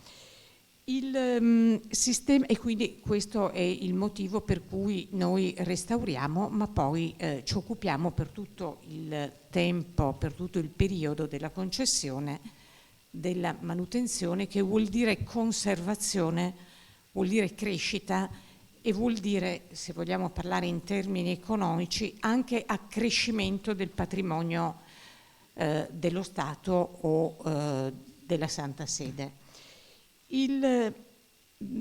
L'impatto, ho sentito parlare ovviamente di impatti, di sistema produttivo, di ricadute occupazionali, del problema delle residenze. Ho poco tempo a disposizione, sono tutti argomenti appassionanti e che naturalmente avrebbero bisogno di tanto tempo. Voglio partire un attimo dall'ultimo, ma poi torno a quello più vicino alla nostra attività, il problema della residenzialità. È un problema che io sento dire molto complesso, sì, però poi in realtà ci sono molte case pubbliche. Parlavo con il direttore generale del Demanio, Alessandra Dal Verme, sul numerosi immobili che loro hanno nella città di Venezia. Allora penso che il sistema residenziale, importantissimo per tutte le persone che dopo aver studiato, comunque c'è già Ca' Foscari e maestra in questo, si sta occupando del sistema residenziale degli studenti, ma poi per chi vuole rimanere, certo ci vogliono delle case. Questo, io credo che le case ci potrebbero anche essere, ci vuole un impegno economico da una parte per rimetterle a posto e poi più che politico io credo che ci voglia poi un sistema di controllo molto puntuale, cioè poi è necessario che le persone che ci vivono dentro veramente ci vivano e non le subaffittino. Quindi io credo che il problema della residenzialità è un problema importante, ma non dico facilmente, comunque nella mia visione risolvibile. L'impatto produttivo che la nostra fondazione Venice Gardens Foundation ha sul territorio, certamente occupazionale. Noi abbiamo 10 persone assunte e nei 2 caffè, quindi sia nei Giardini Reali sia nell'Orto del Redentore, diciamo che circa ci sono un'altra trentina di persone che lavorano. Poi naturalmente ci sono tutte le persone che collaborano con noi, quindi dal fitopatologo, l'arboricoltore, eccetera, eccetera, eccetera. Quindi c'è un indotto molto, molto vasto. Parlando di occupazione vorrei soffermarmi un momento a parlare della figura del capogiardiniere, la figura del giardiniere e il capogiardiniere. Tra l'altro un giornale veneziano ha dedicato un'intera pagina al capogiardiniere dei Giardini Reali e della Fondazione, e sono molto orgogliosa e molto riconoscente. E una figura importantissima, Giovanna Melandri, ministro, nella passata esperienza di ministro, sa quanto è importante, quanto sono importanti le figure professionali. Allora, la figura professionale del giardiniere è fondamentale, come è stata fondamentale il riconoscimento della figura del restauratore. È durato 20 anni il riconoscimento della figura del restauratore. Quello del giardiniere e cominciato timidamente, troppo timidamente. Noi in Italia abbiamo un patrimonio straordinario, siamo famosi in tutto il mondo per il giardino all'italiana, abbiamo un patrimonio che può essere tranquillamente equiparato a quello museale e potrebbe essere equiparato tranquillamente a quello museale anche come itinerari e come numero di visitatori. Quindi io credo che la figura del giardiniere sia una figura importantissima che bisogna rivalutare e bisogna urgentemente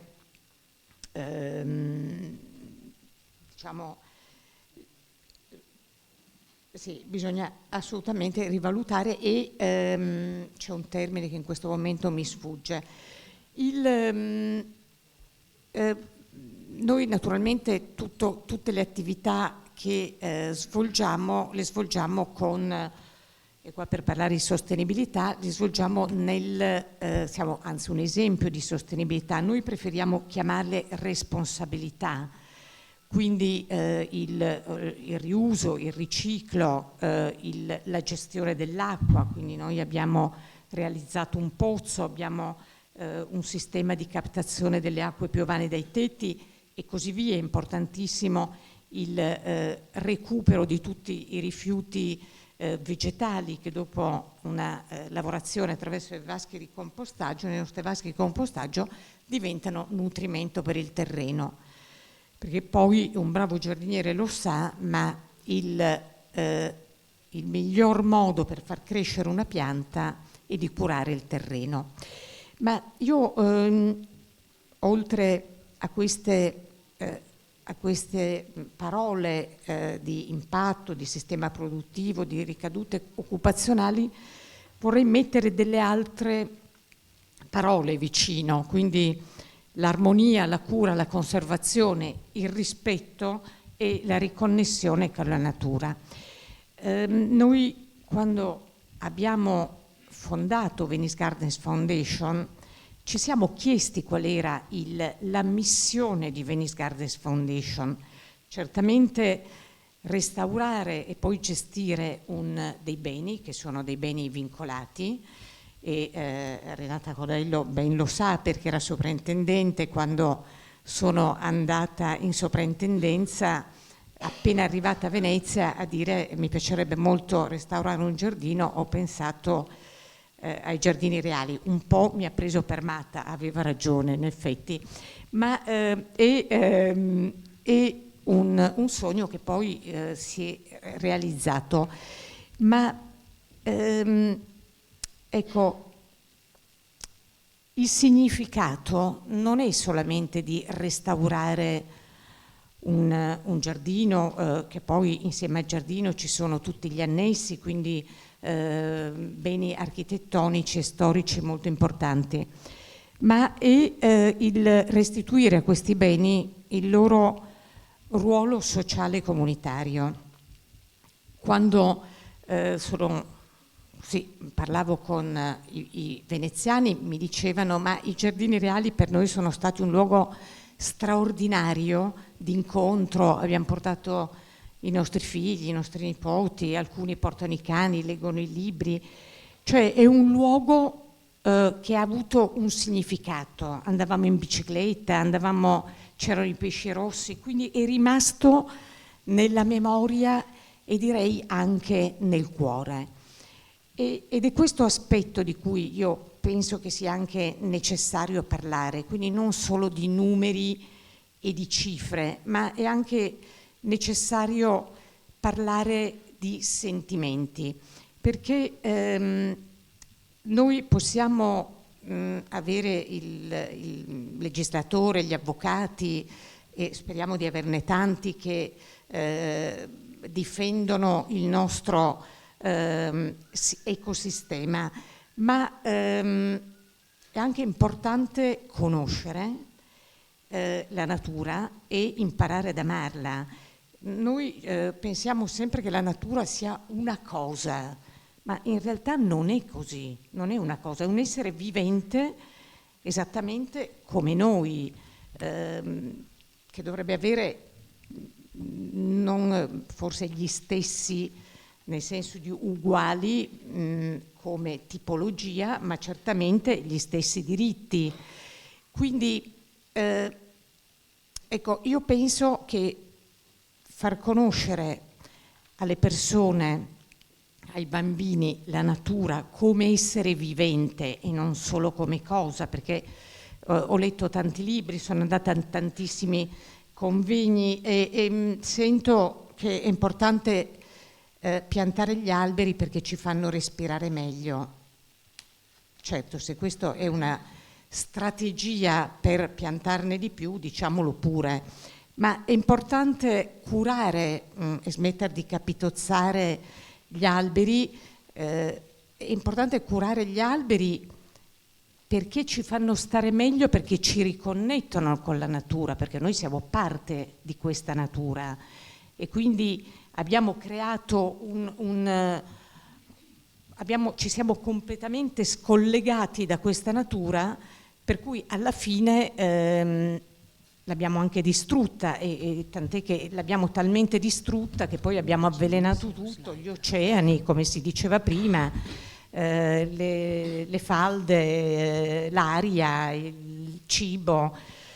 Quindi adesso forse sono uscita un po' fuori tema, ma ecco, io penso che curare un giardino ha un'importanza che va veramente oltre che solo restaurarlo. Chiudo dicendo che il rapporto con le istituzioni naturalmente sono state molteplici, non ultimo abbiamo avuto per il Redentore una parte dei finanziamenti del PNRR, 2 milioni di euro, e abbiamo però avuto delle donazioni di quasi 3 milioni, anzi più di 3 milioni, 3 milioni e 7 di fondazioni, istituzioni o mecenati privati.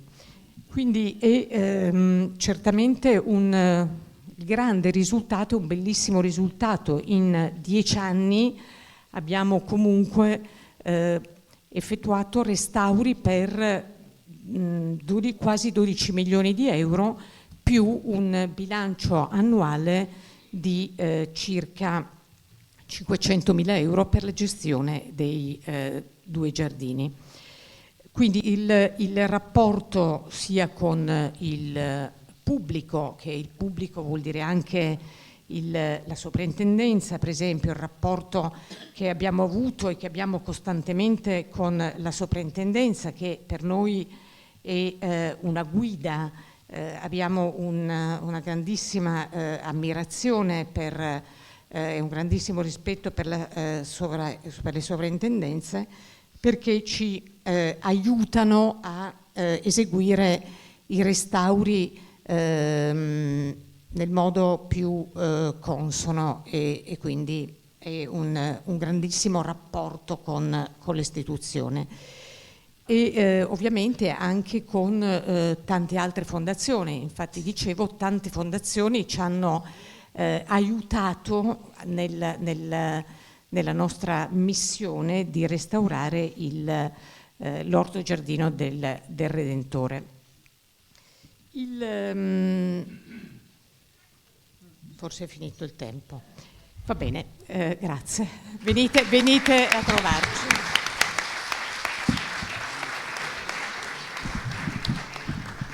Grazie Adele, ci stiamo avvicinando anche alla fine del nostro tempo, quindi Claudia sei alla fine, sarò rapidissima nel presentarti. Fondazione Teatro Stabile del Veneto, fondato nel 92 come Teatro Stabile, nel 22 diventa Teatro Nazionale e nel corso 23 si trasforma da associazione in fondazione Teatro Stabile del Veneto, fondazione pubblica ovviamente.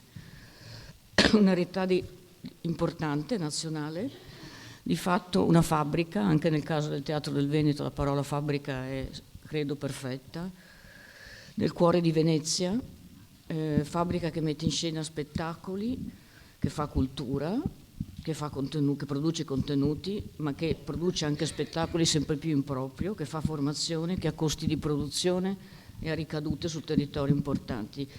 Claudio Marcolin è direttore generale dal 21 del Teatro Stabile, ora fondazione, e è interessante la sua esperienza professionale perché ha accettato, attraverso la direzione generale del teatro, ha accettato la sfida di dimostrare che la cultura ce la può praticamente fare con le proprie gambe, riducendo sempre di più la percentuale sui ricavi totali del contributo pubblico a favore di quelli provenienti, diciamo, dal mercato, cioè biglietti, produzione e contributi privati. Mi pare che oggi siete un rapporto pubblico-privato, 60 pubblico, 40... Ancora meglio, ecco, siete ancora migliorati rispetto ai dati dei primi anni. Quindi raccontaci questo.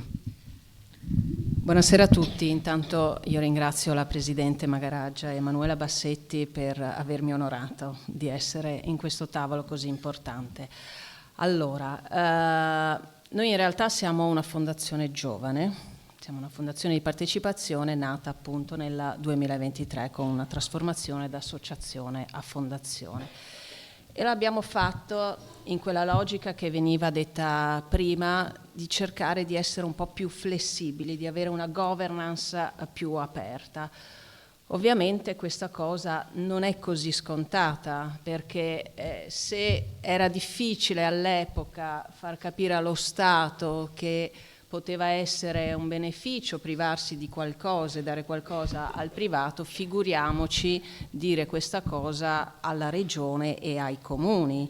I nostri soci infatti sono i soci fondatori la Regione Veneto, Comune di Venezia, Comune di Padova, il Comune di Treviso, i comuni che ci danno i loro teatri e quindi noi dobbiamo, come dire, operare su più livelli.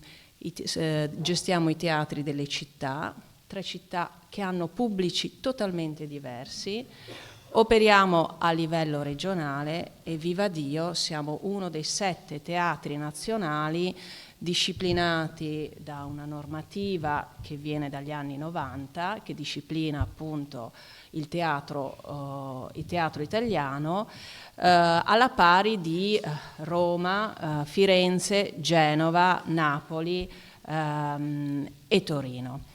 Però l'abbiamo fatto proprio in quell'ottica, perché iniziamo intanto a trasformarci in fondazione di partecipazione. Dentro alla nostra governance ci sono anche le camere di commercio, che è vero sì che sono enti pubblici ma rappresentano categorie private, e dentro abbiamo come soci sostenitori Confindustria Veneto Est e la Fondazione di Venezia, ma soprattutto è importante per noi Confindustria Veneto Est, cioè avere il confronto con gli industriali. Finisco.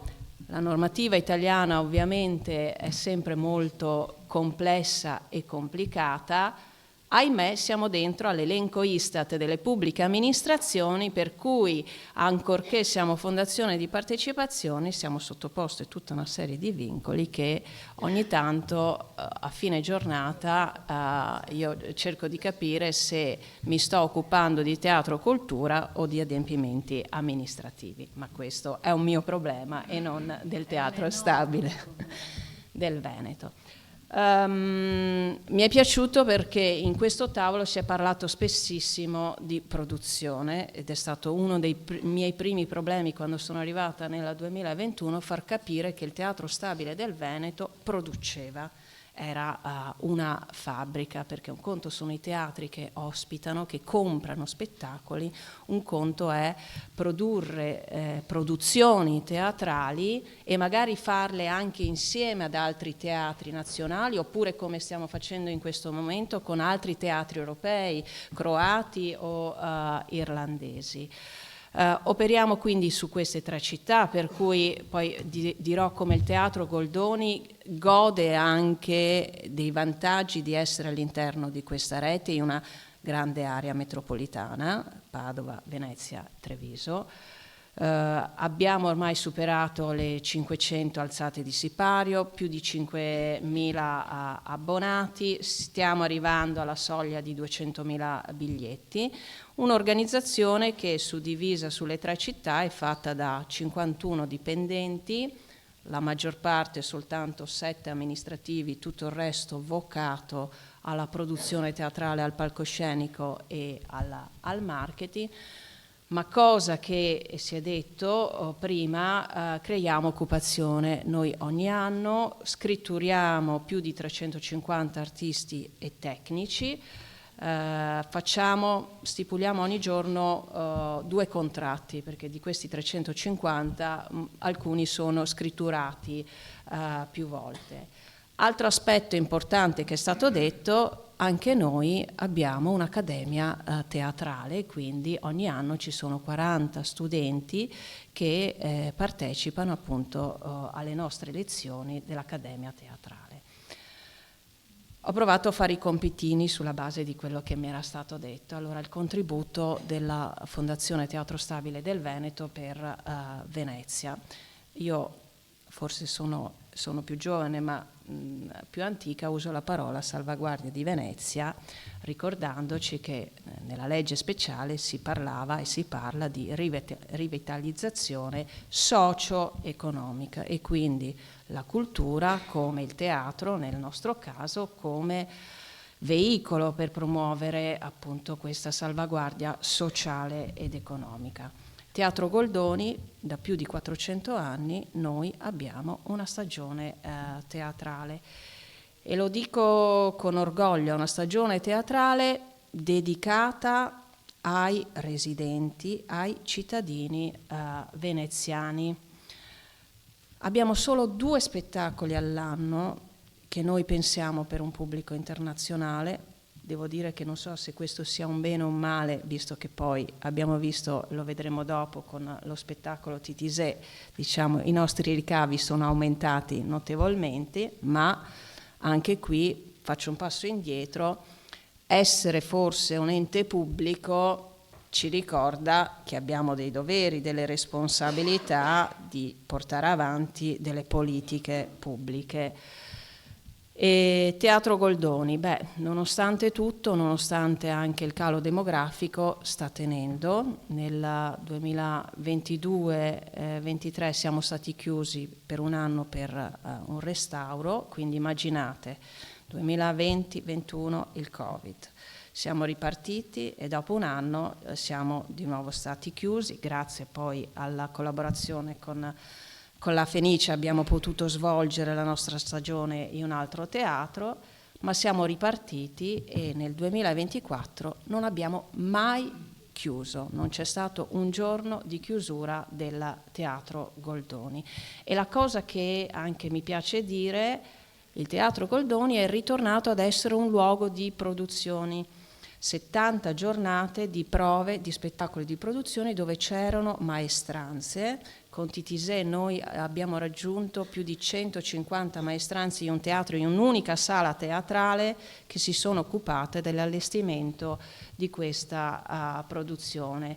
E devo dire anche meglio, sono andata a vedere i dati di 10 anni fa, nel 2015, le alzate di sipario erano 169, quindi come dire una quindicina in più rispetto ad oggi, ma i giorni di prova erano di meno, e quindi anche qui l'importanza di creare un luogo di occupazione. Uno dei temi invece su cui dobbiamo un po' lavorare e riflettere. Gli spettacoli dedicati al teatro per ragazzi nel 2015 erano 9, oggi sono 3. Sono 3 perché non c'è il pubblico, e questo dato è un dato che riguarda il Veneto, ma che credo possa essere ripreso a Venezia e credo anche in tutta Italia. Voi vedete, ho provato a evidenziarli, sono i residenti in Veneto che hanno partecipato almeno una volta a uno spettacolo di cinema, teatro, musica, a partire dai 6 anni. Ecco, questo era il dato nel 2017, il 19%, nel 2023 è il 17%, quindi stiamo perdendo pubblico, ovvero il mio problema non è oggi il pubblico di oggi, i nostri numeri crescono, ma è capire se sto costruendo il futuro del teatro, il futuro pubblico fra i prossimi 10 anni. I dati iniziano ad essere un po' allarmanti, ovviamente anche questo dato va messo poi a confronto con appunto un altro tema su cui dobbiamo lavorare, che è la transizione demografica. Ho detto già prima qual è il nostro contributo per i residenti di Venezia, abbonati che tengono, 750 abbonati. Abbiamo ripreso dopo il Covid le attività con gli istituti superiori e anche qui sempre ritorno al tema dei giovani. Noi lavoriamo appunto con diversi istituti della Venezia Centro Storico, facciamo degli spettacoli ad hoc, delle produzioni ad hoc, ne abbiamo fatta una ai So Delight con dei Motus al Teatro Goldoni. Il tema era il rapporto tra i giovani e la sessualità, e le professoresse ci hanno ringraziato perché una delle sfide che stanno affrontando è quello del disagio, delle malattie mentali che i giovani dai 14 ai 25 anni stanno affrontando. Studenti universitari, perché non ci dimentichiamo che Venezia è una città universitaria. Anche qui l'altro giorno mi sono arrabbiata con i colleghi perché mi sono accorta che gli abbonati, studenti universitari abbonati alla nostra stagione, nonostante politiche tariffarie aggressive, 12 spettacoli costavano in tutto 65 euro. Ecco. Non vi dico il numero perché mi vergogno, ma ci siamo in realtà resi conto che gli studenti universitari non vengono in stagione, ma vengono, e per fortuna, a tutti quegli altri spettacoli che noi chiamiamo fuori serie, cioè tutta una programmazione che noi creiamo ulteriormente al Teatro Goldoni, così come al Teatro Verdi di Padova, dedicata ovviamente più pop, legata al tema anche delle scienze, della filosofia, quindi singoli spettacoli, quindi trovando il giusto equilibrio fra ospitalità e produzione, e abbiamo visto che Venezia risponde bene, perché gli under 26 a Venezia sono addirittura molto di più degli under 26 a Padova, che è una città di 280.000 abitanti, con una città universitaria importantissima, e quindi diciamo anche qui si tratta di trovare i giusti veicoli e le giuste comunicazioni. La filiera del Teatro Stabile del Veneto, ovviamente anche qui parlo Venezia, Padova e Treviso, più di 300 fornitori di beni e servizi. Noi facciamo pochissimi lavori proprio perché i teatri, nel bene e nel male, sono di competenza dei comuni. Su Venezia rimangono pochi fornitori, soprattutto fornitori storici, costumi, tessuti, ferramenta e ovviamente trasporti acqui, che però non lo dico a caso.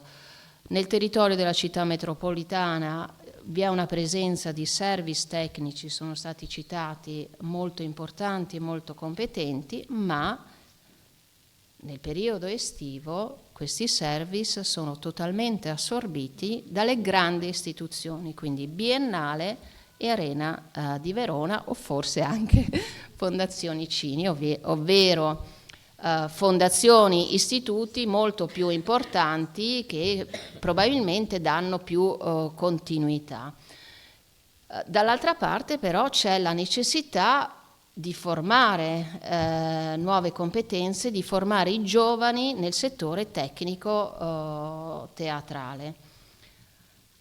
Altra criticità, però lo vediamo dopo, la mancanza ovviamente di alloggi convenzionati per artisti e tecnici, e quindi anche qui la solita ricerca di equilibrio fra produco a Venezia o mi è più comodo produrre a Padova, e invece noi cerchiamo di trovare il giusto equilibrio, ma è un tema importante perché produrre a Venezia costa almeno il 30-40% in più rispetto a produrre spettacoli teatrali a Padova, per gli alloggi, per i trasporti merci acqui, tra l'altro poco sostenibile e poi lo vedremo, e quindi questi sono temi assolutamente per noi, ma credo per tutti quanti, importanti.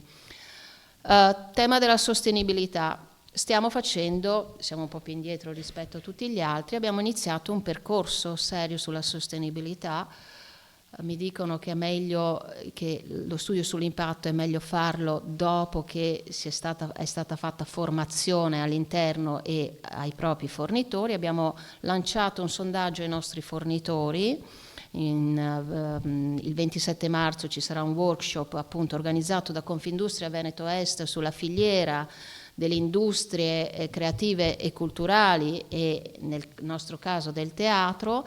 Le prime risposte ci dicono che in realtà ai fornitori non interessa molto la sostenibilità, però interessa la parte di formazione, di competenze tecnologiche, di innovazione, e quindi forse è meglio partire da questi aspetti e poi potremo arrivare alla sostenibilità. Le competenze nel teatro, è stato detto prima, anche noi investiamo nelle competenze della digitalizzazione del marketing, ma appunto proprio per ovviare alla carenza di tecnici abbiamo avviato una collaborazione con l'ITS Logistica dell'Arte. Il teatro muove ogni volta che c'è una produzione più di 20 qualifiche professionali. Dall'altra parte, il ritorno, siamo ente pubblico, e l'ultima chicca normativa è stata che con l'ultima finanziaria c'è stato il blocco delle assunzioni anche per i teatri stabili nazionali. Anche qui invidio molto Renata Codello, che ha detto che l'età media è 42 anni, noi abbiamo un'età media di 52 anni che tutto sommato per la pubblica amministrazione non è neanche così alta, ma il 43% dei nostri dipendenti hanno più di 55 anni. Nonostante questo, anche un'ottica, manageriale e privatistica, abbiamo iniziato da 3 anni a investire in un piano di formazione che va di pari passo con appunto quello che facciamo verso l'esterno, e non è un caso che siamo tra il 25% dei teatri italiani che ha investito in accessibilità informatica. Devo dire che il mondo teatrale è leggermente, se non un po' di più, indietro rispetto ad altri mondi della cultura. Accademia teatrale per noi importantissima, 3 anni, i primi 2 anni vengono svolti a Venezia. Ovviamente Venezia è ancora un forte appealing per chi viene da fuori, per cui nella nostra accademia vengono da tutta Italia. Abbiamo aggiunto la possibilità però nell'accademia, ormai è diventato fisso, di fare scambi con l'Erasmus, e quindi sia ospitare sia mandare i nostri allievi, e sicuramente Venezia, la sua attrattività internazionale, ci sta aiutando. TTISE Venezia Dream, brevemente, ci mancava una produzione internazionale che potesse far conoscere al mondo internazionale il Teatro Goldoni. A Venezia si conosce la Biennale, si conosce la Fenice, ma era poco conosciuto il Teatro Goldoni, forse anche per colpa nostra.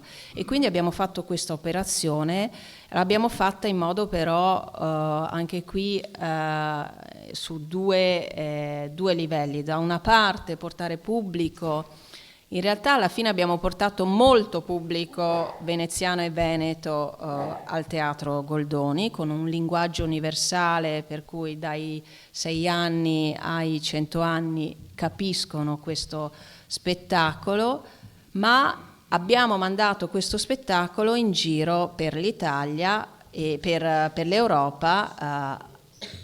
Fra qualche giorno debutterà a Parigi, e quindi mandiamo in giro il brand Commedia dell'arte a Venezia, prodotta a Venezia, che va in giro per poi ritornare quest'estate di nuovo a Venezia.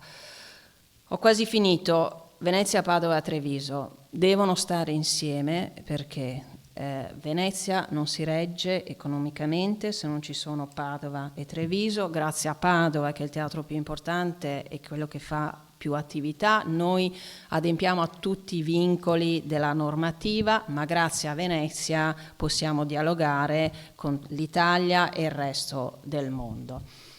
Ricordiamoci poi che ci sono sempre 2 Venezie, la Venezia dei residenti e la Venezia degli occupati, di chi fa pendolarismo, tra cui la sottoscritta, e che al Teatro Goldoni vengono anche da Padova e da Treviso.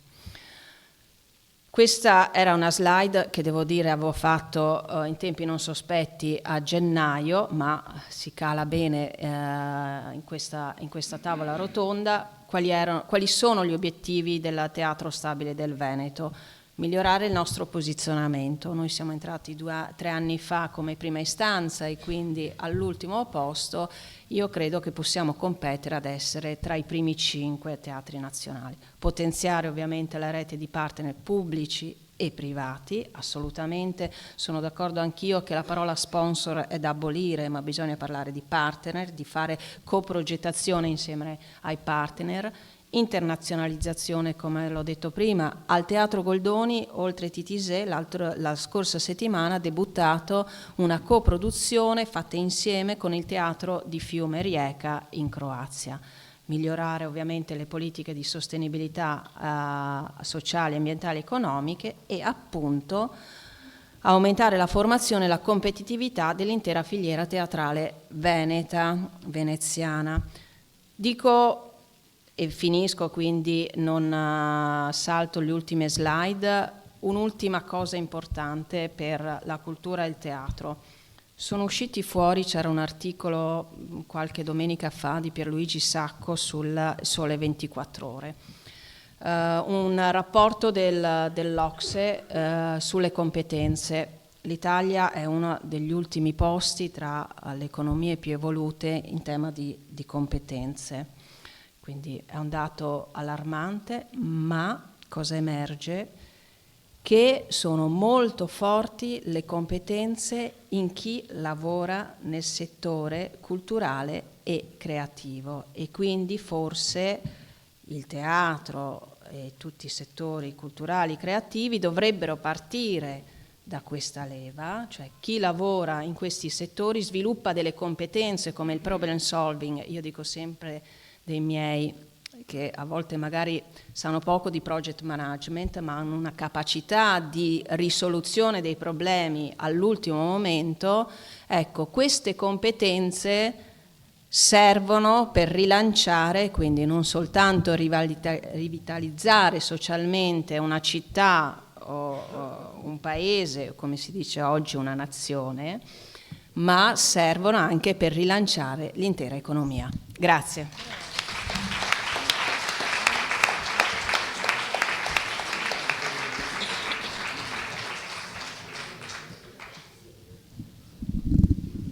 Antonella, credo che abbiamo esaurito tutto il tempo possibile e immaginabile, per cui rimanderemo il dibattito, non so, una riunione solo, faremo un incontro solo di dibattito alla fine di domande e risposte, e a casa. Buona serata, grazie a tutti veramente.